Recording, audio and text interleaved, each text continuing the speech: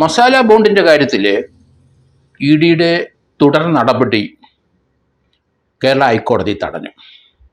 Justice V G അരുണിൻ്റെ ഇതാണ് ഉത്തരവ്.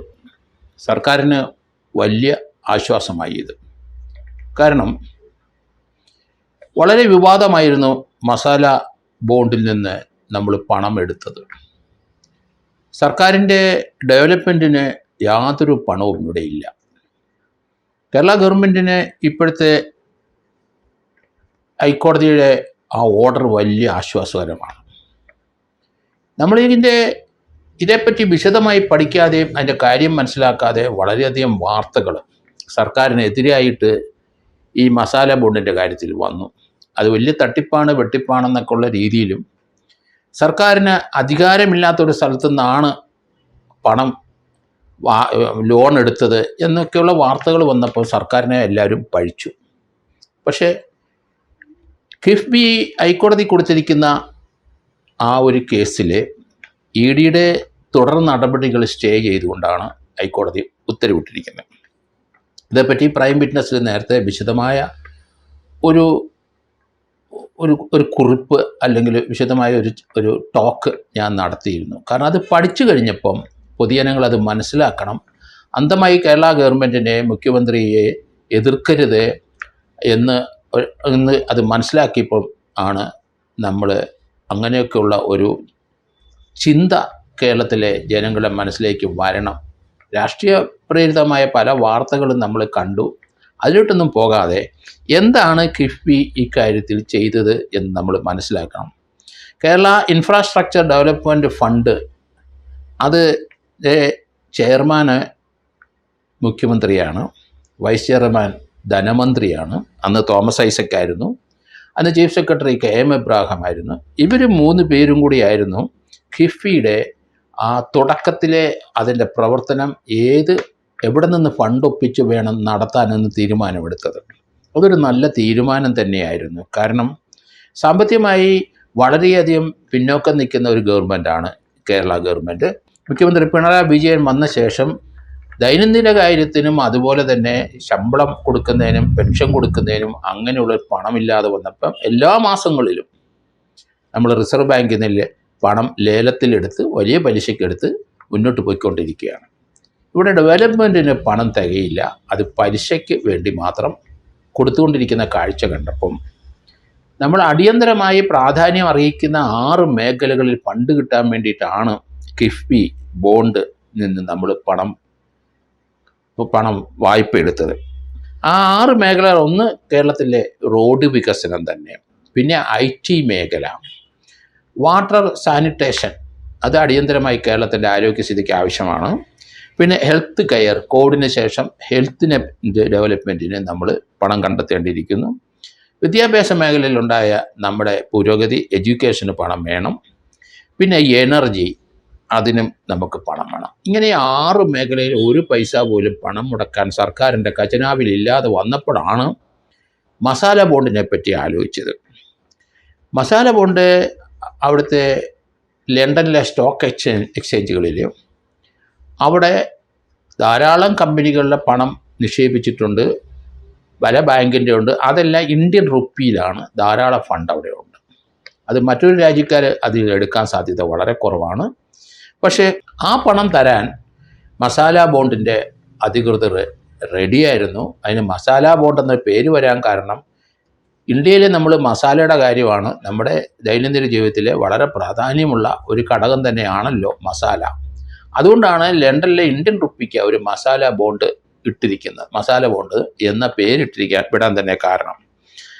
അപ്പോൾ അതിന് മുന്നോടിയായി റിസർവ് ബാങ്കിൻ്റെയും അതിനകത്ത് സെബിയുടെയും അംഗീകാരത്തോടു കൂടിയാണ് നമ്മൾ മസാല ബോണ്ടിൽ നിന്ന് 60,102 കോടി രൂപ വായ്പ നമ്മൾ ചോദിച്ചതും ആ വായ്പ അന്നേരം തന്നെ അവർ അനുവദിക്കുകയും ഇന്ത്യൻ റുപ്പിയായിട്ട് 60,102 രൂപ അവിടെ പണം കെട്ടിക്കിടക്കുകയാണ്. അത് തരാൻ അവർ റെഡിയായി. ഇതിനകത്ത് കേരളത്തിന് സർക്കാർ ഒരു സാമ്പത്തികമായ വലിയ പ്രതിസന്ധിയിലാണ് എന്ന് ആ സ്റ്റോക്ക് എക്സ്ചേഞ്ചിലുള്ളവർക്കറിയാം. അതുകൊണ്ട് അതുതന്നെയല്ല, നമുക്ക് എടുക്കുന്ന പണത്തിന് അത് റിസർവ് ബാങ്ക് ഒരു ഗ്യാരണ്ടിയും കൊടുക്കത്തില്ല.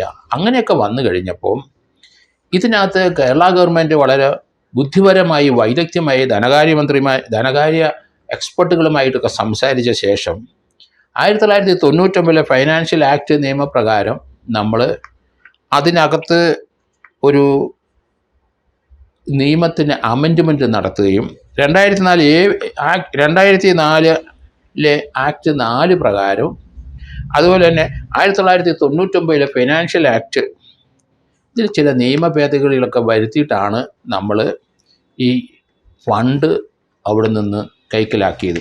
അതിൻ്റെ കാരണം അവിടെ തന്നെ 9.12% 9.12% പലിശ കൊടുത്താൽ മതി. അത് നമ്മളിവിടെ ആ പണം സ്വരൂപിക്കുന്നത് ഇവിടുത്തെ മോട്ടോർ വെഹിക്കിൾസിൻ്റെ ആ ടാക്സ് അടയ്ക്കുന്നതിൻ്റെ അകത്തും മോട്ടോർ വെഹിക്കിൾസിൻ്റെ ഡിപ്പാർട്ട്മെൻറ്റിൽ 5-10 പൈസ അവിടുത്തെ ഓരോ ട്രാൻസാക്ഷൻ 5-10 പൈസയിൽ. അതോടൊപ്പം തന്നെ നമ്മൾ ഈ ഫ്യൂവൽ ചാർജിനകത്ത് നമ്മൾ ഒരു ലിറ്റർ പെട്രോൾ വാങ്ങുമ്പം അതിന് കൊടുക്കുന്ന പൈസയിൽ നിന്ന് സെസ് പോലെ 5 രൂപ 5 പൈസ 10 പൈസ ആ ഓരോ ലിറ്ററിൽ നിന്നും ഈടാക്കി അങ്ങനെയാണ് നമ്മൾ ഈ പണം അവർക്ക് തിരിച്ചടവിന് ഉള്ള പണം നമ്മൾ സമ്പാദിക്കുന്നത്. 2150 കോടി രൂപ ആദ്യം മസാല ബോണ്ട് വഴി നമുക്ക് വന്നു. അതിൻ്റെ പണം നമ്മൾ അടച്ചു തീർക്കുകയും ചെയ്തു. കാരണം ഒരു റിസർവ് ബാങ്കിൻ്റെ സഹായമില്ലാതെ, സെൻട്രൽ ഗവൺമെൻറ് സഹായമില്ലാതെ സ്റ്റേറ്റ് ഗവൺമെൻറ് ഇവിടെ വിൽക്കുന്ന മോട്ടോർ വെഹിക്കിൾസിൻ്റെ അതിൽ നിന്നും അതിൻ്റെ ഫ്യൂവലിൽ നിന്നും ഈ ചെറിയ പൈസ കളക്ട് ചെയ്തിട്ടാണ് 2150 കോടി നമ്മൾ എടുത്ത പൈസ തിരിച്ചടയ്ക്കുകയും ചെയ്തു. ഇനി അത് തന്നെയല്ല, 60,102 കോടിയാണ് നമുക്ക് സാങ്ഷൻ ചെയ്തിരിക്കുന്നത്. ഓരോ ഇൻസ്റ്റാൾമെൻ്റായിട്ട് പണം ലഭിക്കും. പക്ഷേ പിന്നീട് ഇതിനെപ്പറ്റി ED കേസെടുക്കുകയും മറ്റും വന്നപ്പോൾ ഒരു സ്റ്റാൻഡ് സ്റ്റില്ലായി. അതുകൊണ്ട് ഇതിനകത്ത് യഥാർത്ഥത്തിൽ നമ്മൾ നോക്കേണ്ടത് ഇങ്ങനെ വരുന്ന ഫണ്ട് ഫെമ വയലേഷൻ ഇല്ല. കാരണം അതുകൊണ്ട് ഒരു സ്റ്റേറ്റ് ഗവൺമെൻറ്റിന് വിദേശത്ത് നിന്ന് പണം സംഘടിപ്പിക്കാൻ പറ്റുമോ? പറ്റില്ല. ഗവൺമെൻറ് ഓഫ് ഇന്ത്യയുടെ അംഗീകാരം വേണം, ഗവൺമെൻറ് ഓഫ് ഇന്ത്യ അനുവദിക്കണം. അതേസമയത്ത് അത് ഫെമയുടെ കാര്യത്തിലാണ്, ഫോറിൻ എക്സ്ചേഞ്ച് ആണ്, ആ കാര്യത്തിലാണ് ഈ നിയമങ്ങളൊക്കെ. പക്ഷേ നമുക്ക് ഫോറിൻ എക്സ്ചേഞ്ചിൽ ഡോളറായിട്ടോ മറ്റു രാജ്യങ്ങളിലെ പണമല്ല വരുന്നത്, ഇന്ത്യൻ റുപ്പിയ തന്നെയാണ് അവിടെ നിന്ന് ലഭിക്കുന്നത്. അതുകൊണ്ട് അതൊരു വയലേഷനല്ല, ഫെമയുടെ പരിധിയിൽ വരുന്നതല്ല എന്നാണ് കേരള ഗവൺമെൻറ്റിൻ്റെ വാദം.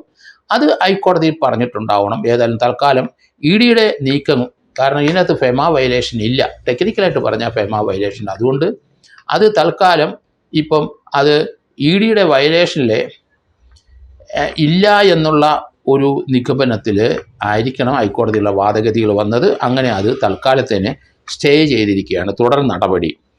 കാരണം മസാല ബോണ്ട് ലണ്ടനിലെ നമുക്ക് 9.12% പലിശയ്ക്കാണ് ഇന്ത്യൻ റുപ്പി ലഭിക്കുന്നത്. അത് വിദേശ കറൻസി അല്ല എന്നുള്ള കാര്യം നമ്മൾ മറക്കരുത്.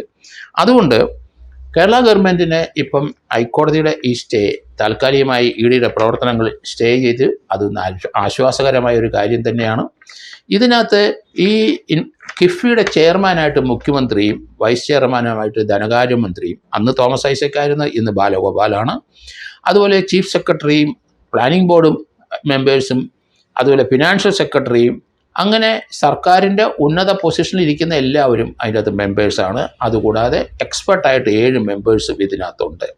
അതുകൊണ്ട് ഗവൺമെൻറ്റിന് ഇപ്പോഴത്തെ ഹൈക്കോടതിയുടെ സ്റ്റേ ഒരു ആശ്വാസകരം തന്നെയാണ്. അത് തന്നെയല്ല, ഈ ഗവൺമെൻറ്റിനെതിരായിട്ടുള്ള വിമർശനം രാഷ്ട്രീയപരമായിട്ട് പല ഭാഗത്തുനിന്നും ഉണ്ടായെങ്കിലും അത് തീർച്ചയായിട്ടും ആ വിമർശനത്തിന് കഴമ്പില്ല എന്ന് തന്നെയാണ് ഇപ്പം മനസ്സിലാകുന്നത്. അതുകൊണ്ട് കേരള ഗവൺമെൻറ്റിൻ്റെ ഈ നീക്കം അത് മറ്റൊരു സ്റ്റേറ്റിലും നടപ്പാക്കാത്തതാണ്.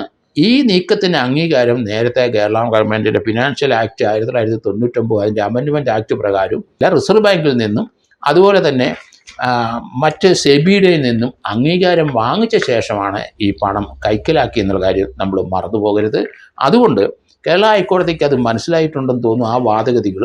അതുകൊണ്ടാണ് താൽക്കാലികമായി EDയുടെ പ്രവർത്തനം, മസാല ബോണ്ടിന് എതിരായിട്ടുള്ള പ്രവർത്തനം സ്റ്റേ ചെയ്തുകൊണ്ടാണ് കേരള ഹൈക്കോടതി ജസ്റ്റിസ് അരുൺ ഉത്തരവായിരിക്കുന്നത്.